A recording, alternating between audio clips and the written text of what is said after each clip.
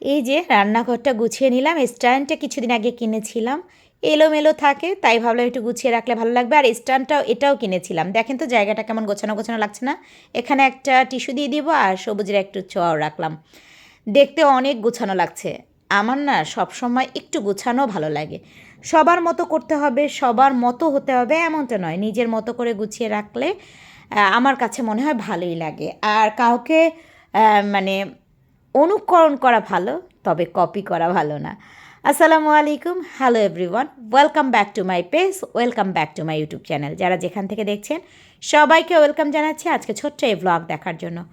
আলহামদুলিল্লাহ, আপনাদের সবার দোয়ায় আমি ভালো আছি। আর আপনারা কেমন আছেন বলেন তো?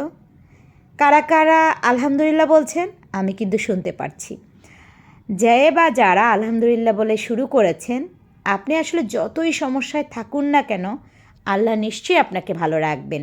অবশ্যই অবশ্যই ভালো রাখবেন। এই যে আলহামদুলিল্লাহ বলার সাথে সাথেই দেখবেন অনেক দুঃখ কষ্ট আপনার কাছ থেকে কিছুক্ষণের জন্য হলেও চলে গেছে, এবং এক ধরনের একটা প্রশান্তি কিন্তু সত্যি বলেন তো অনুভব করছেন না?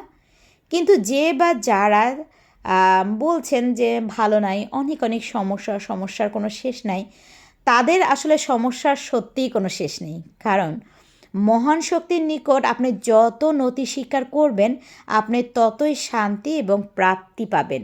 অন্য কিছুতে আসলে অতটা শান্তি আপনি পাবেন না। দেখেন না, 10 তলার উপর থেকে সব কিছু কত ক্ষুদ্র মনে হয়। কি ক্ষুদ্র মনে হয় তো? তো যাই হোক, অনেক ভারী ভারী কথা হয়েছে।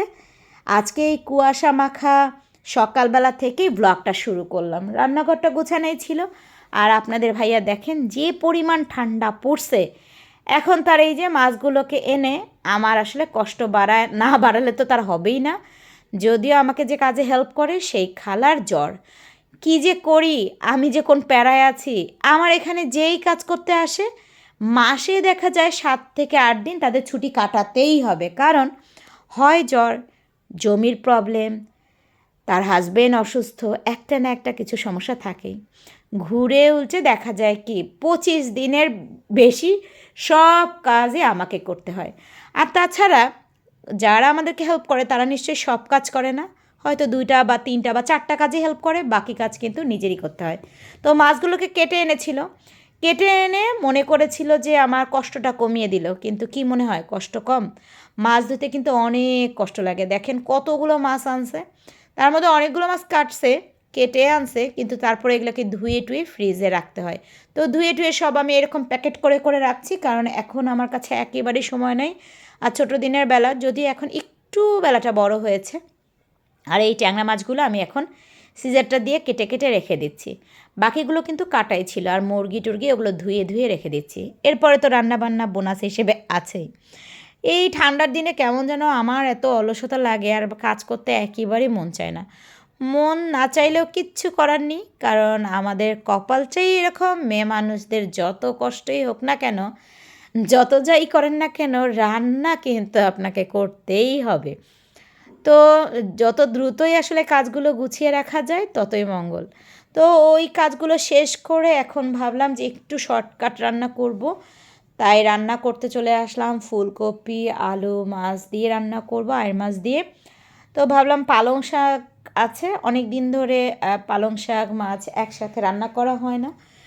তো ওদিকের কাজ গোছাতে গোছাতে বেশ অনেকটা সময় চলে গেল, আপনাদের সাথে সেই কাজগুলো আর শেয়ার করতে পারলাম না। এখন চলে আসলাম আমি আসলে রান্নাবান্নাতে। এর মধ্যে তো গরম পানি কয়েকবার করে ফেললাম, কারণ বেসিন টেসিনগুলো না গুছিয়ে আমার কেন জানি মানে চতুর্দিক ক্লিন না থাকলে রান্না করতে পারি না। তাই মাছ টাছ ধোয়ার পরে গরম পানি করে বেসিন টেসিন ধুয়ে হাত টাত ধুয়ে এখন চলে এসেছি রান্নাঘরে। এক চুলায় ভাত উঠিয়ে দিলাম ইন্ডাকশানে, আর এক চুলায় রান্না করছি। আসলে এভাবে রান্না করতে করতে অনেকটা সময় চলে যাবে, আর আমি তো সময়টাকে ধরে রাখতে পারবো না। তো ইদানিং তো একেবারেই ঠিকঠাক মতো টাইমলি ভ্লগ দিতে পারছি না। তবুও চেষ্টা করি আপনাদের সাথে থাকতে। এই যে একদিন হোক আর 2 দিন হোক ভ্লগটা কিন্তু শেয়ার করি।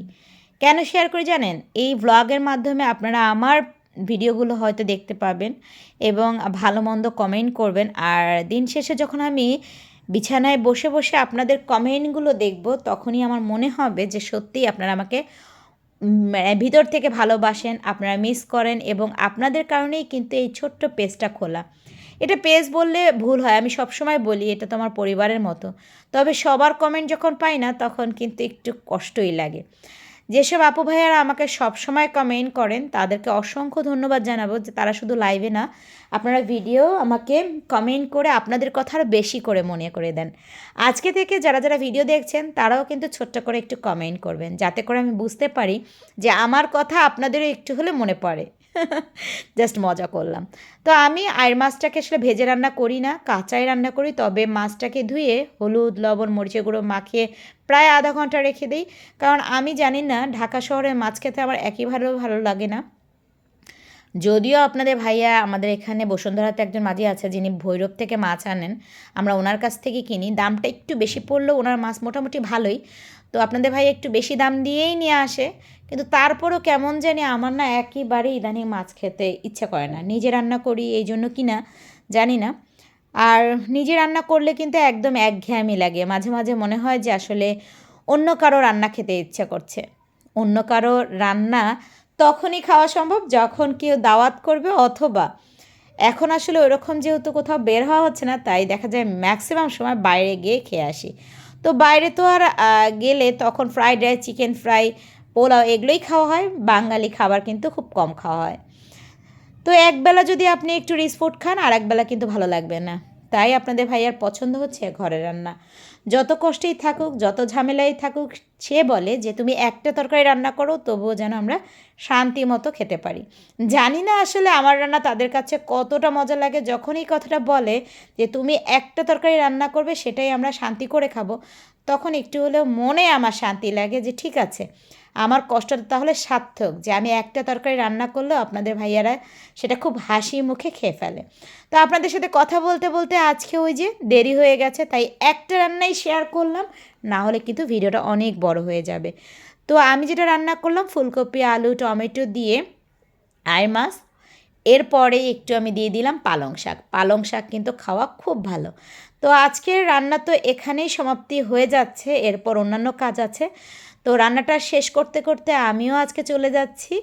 জানি না আজকের ভ্লগ আপনাদের কেমন লাগলো, যদি ভালো লেগে থাকে তাহলে অবশ্যই কমেন্ট করে জানাবেন। আর কারা কারা এভাবে রান্নাটা খান পালং শাক মাছ দিয়ে অবশ্যই কমেন্ট করে জানাবেন। শীতের দিনে কিন্তু এই টাইপের তরকারিগুলো বেশ মজা লাগে, তাই না? সো এর শুধু এক তরকারি না, দেখা গেছে আমি এর সাথে হয়তো একটা ফুলকপি ভাজি করব, বা টমেটো দিব, ওখানে হয়তো ধনেপাতাটা দিয়ে একটা ভাজি করব, বা ডাল একটু রান্না করব। সেটা আর ক্যামেরায় আজকে ধারণ করতে পারছি না, যেহেতু দেরি হয়ে গেছে। তো আজকে চলে যাচ্ছি, ফিরে আসবো আবার আরেকটা নতুন ব্লগ নিয়ে। ততক্ষণ সবাই ভালো থাকবেন এবং যাওয়ার আগে আলহামদুলিল্লাহ বলতে ভুলবেন না। সবার জন্য শুভকামনা।